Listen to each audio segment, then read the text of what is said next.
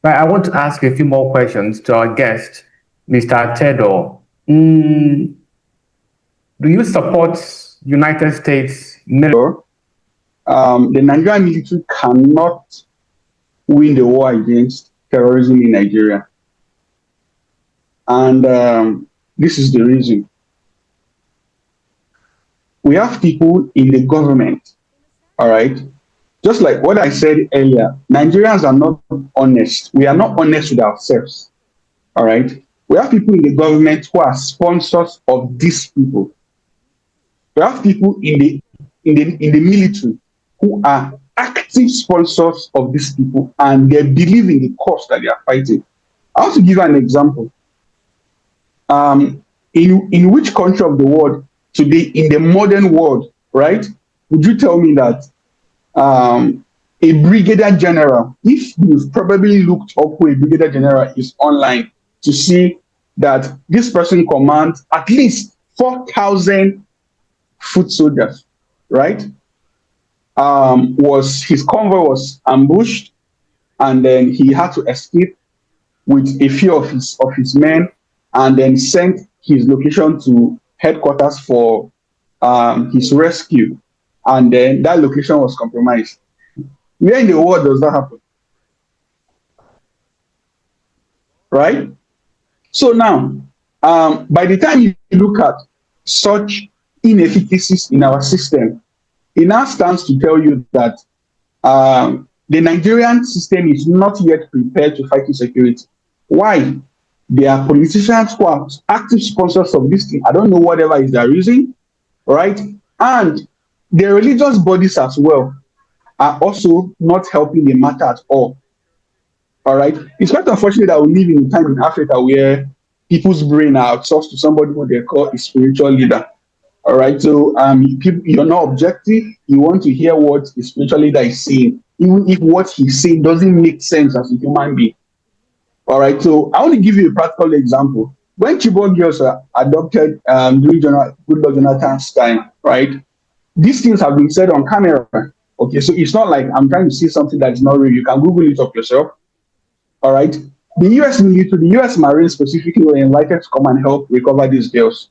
And they came, they had a board meeting with the military chiefs, and they had decided on how they are going to recover these girls by doing what? Spraying gas in that particular location where they had discovered that these girls were being kept, for the girls and the militants, these Boko Haram members to faint, all right, to get unconscious so they could come there and then take out the girls. But what happened? You know, the US wouldn't send their soldiers to go and die stupidly like we do in Nigeria. All right, they had to send a surveillance drone, and to their greatest surprise, all of the Boko Haram militants, Boko Haram members were wearing masks. All right, so that was internal sabotage. And there have been many instances. I have people from my state who are in the military who they will tell you that they will send them in the field, and then when they are about to start engaging with these guys, the command will come from headquarters that they're supposed to withdraw. All right, you may have heard a lot of these things. Okay, so when we talk about allowing Nigeria or equipping Nigeria, no. One of the greatest mistakes, what was his name? Buhari made was to bring about the idea of repentant Boko Haram or repentant bandits and to reintegrate them back into our system. All right. That's one of the greatest sabotage that he did. I mean, amongst some of the things he did, like he was an abysmal failure to me. Amongst many of the things he did, that was one of the greatest mistakes he made, because that similar action, all right, has gone to very large an extent to sabotage every effort of military intelligence in Nigeria. Because today you hear that there is a plan to go and do this, and before you know, it has been leaked. Who leaked it? To who and why? And secondly, a couple of days ago, there was a viral video online of one of the notorious bandits organizing a TikTok live, and one of the guests was a Nigerian army personnel acting. It was online. So that's to tell you that these guys have contact with the military. So how in the world do you want to come and equip such people to go and fight it? It's not even possible. All right. While there are a lot of concerns about the actual intention of the US coming to help Nigeria in the fight against terrorism, I want to say it for a fact. If we are going to actually deal decisively with these terrorists, then that's the only option. Because we have men like Shegumi out there. His son is a captain in the army. Do you really think that somebody whose father is sympathetic to terrorists is going to sit there and watch himself be equipped and other folks who have that same dirty mindset to be trained to go and kill them? It's not even possible. All right. So we are just trying to say, okay, US coming will end up being like Libya or some of the other countries that have invaded. But the fact is, with what's happening right now, we don't have a choice. The truth is, if we say, okay, we don't want them to come, Nigeria is a sovereign country. Is Nigeria actually a sovereign country? Are we being real to ourselves? Right? It may not consume you today, it may not consume me today, but it's only a question of when. All right. Some of our leaders, our political office holders, they have security detail attached to them. They're driving in bulletproof vehicles. They fly on air. But how about the masses? All right. Who's going to protect them? So if you would ask me, Nigeria should come down from their high horse and say, okay, we can't win this war. Come and help us do it. All right. But as long as we have men like Gumi in the system, I don't know if that's going to be possible. Because by the time you have somebody actively supporting people who are killing others and saying that they should be given education, they should be given, who does that? Which country in the world negotiates with terrorists aside Nigeria? All right, so I think that's my solution to it. Thank you. I said you have made a good point, Mr. Terdoo, that there are genuine. Okay, Brian, just make it snappy, all right?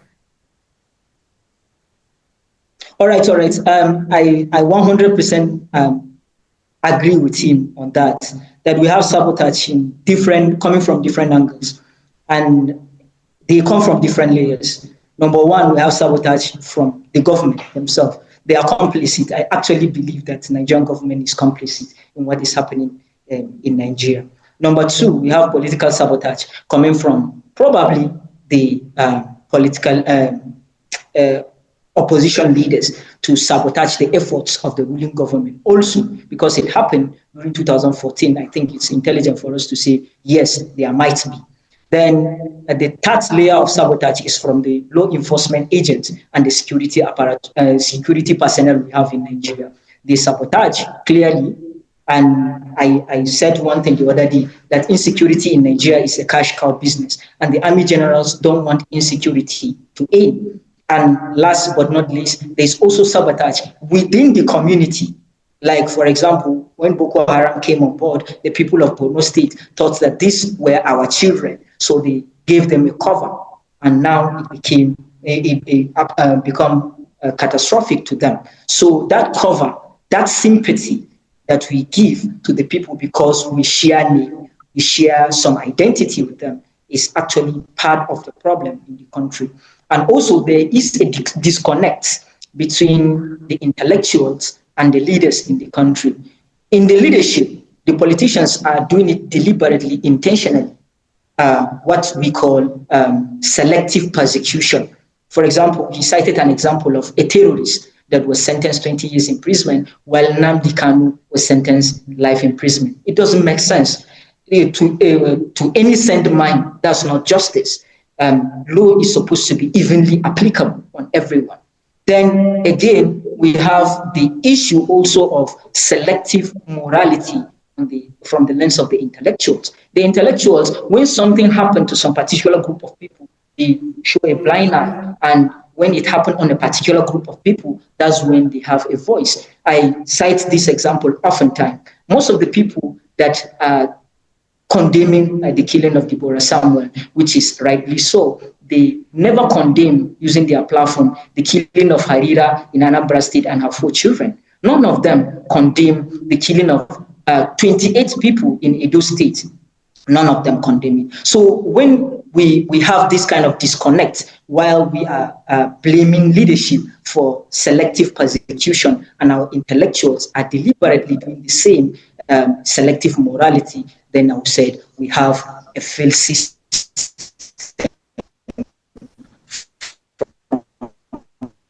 across the board, from everywhere. Then the fabric of Nigeria as a society.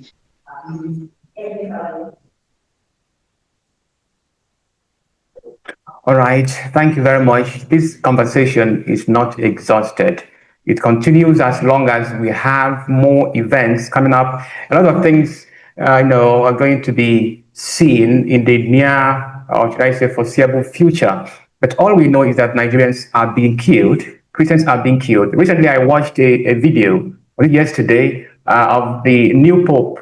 What is the name of the Pope again? Pope Leo the 14th, right? Okay. Yeah. Yeah. So yeah, he was right? no, I think 14. So he was being interviewed by a journalist, and then he said that both Christians and Muslims are victims of terror in Nigeria. Now, in quote, this is what he said. So I think trying to create the perception or the opinion that a particular set of people, are targeted will bring further discord. Because Nigeria is a complex country, and anything or any kind of centrifugal force that will bring in further discourse, I think, should not be entertained.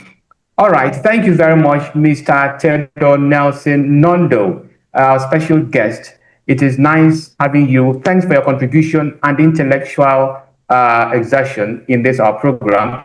Of course, we'll be glad to have you again next time for you to continue to give your expert advice, expert opinion to the government and to our viewers. Thank you very much, sir.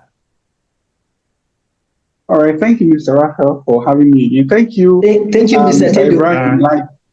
I love having conversations with you, right? I love having conversations with you. Ibrahim is a very enlightened Muslim. Ibrahim, thank you very much for co-hosting this program. All right, viewers, this is where we draw the curtain on the morning show. If you love this program, if you want to join, let's have your conversation. Let's have your thoughts and comments on our YouTube channel. Hit the like button, share this video widely, and wait for us again next week to give you another exciting edition of the morning show. I am Toshku Raphael. From me, goodbye. It is DDM Morning Show. See you next time.